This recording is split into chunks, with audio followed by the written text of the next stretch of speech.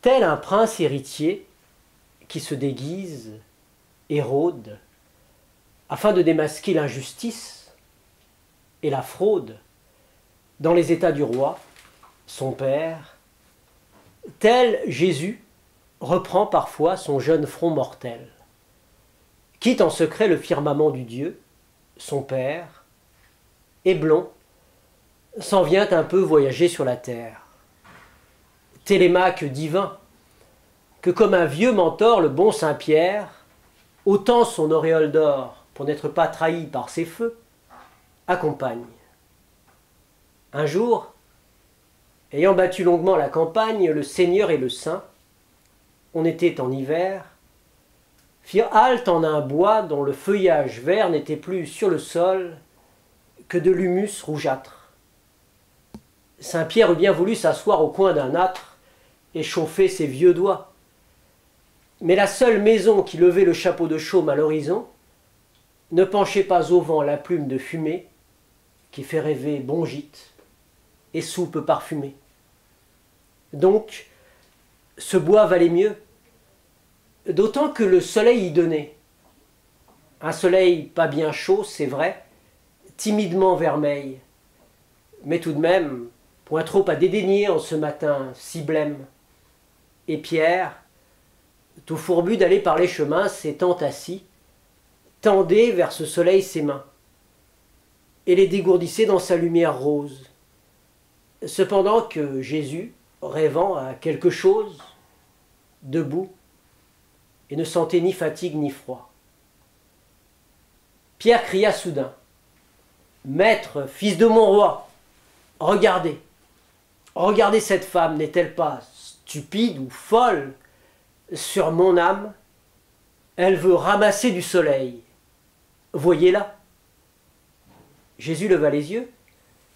Une femme était là, de ces vieilles des champs au dur profil de chouette. Et la vieille, devant une énorme brouette, se tenait au milieu du sentier, à l'endroit qu'éclairait un rayon de soleil tombant droit.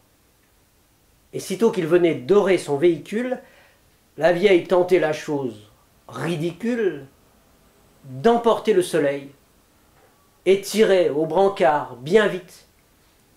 Mais au moindre des écarts qu'elle faisait du point frappé par la lumière, le soleil s'échappait de la brouette.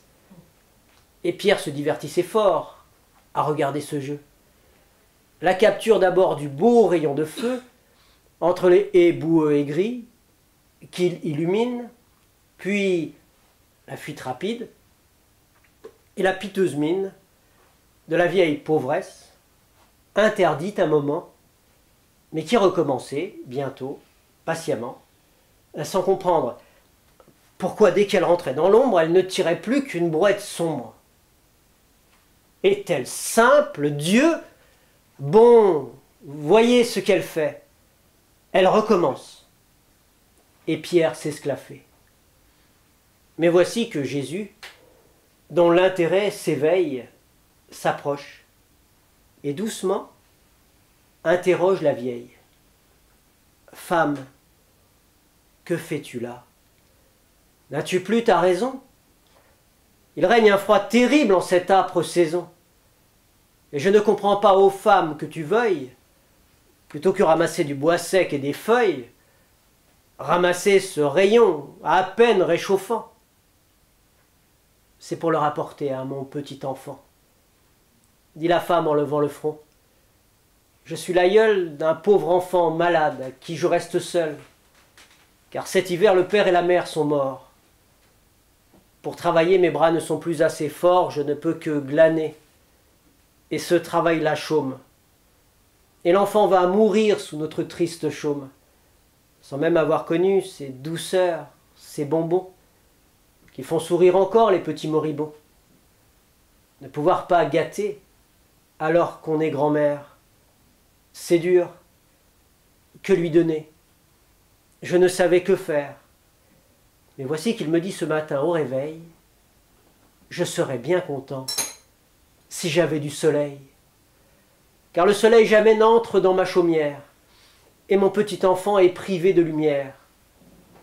Alors voyant qu'ici, Le soleil avait lui. Je viens en ramasser un bon morceau pour lui. Et la vieille reprit avec foi sa besogne. Quand il se sent ému, Saint Pierre se renfrogne. Il dit « Elle est stupide.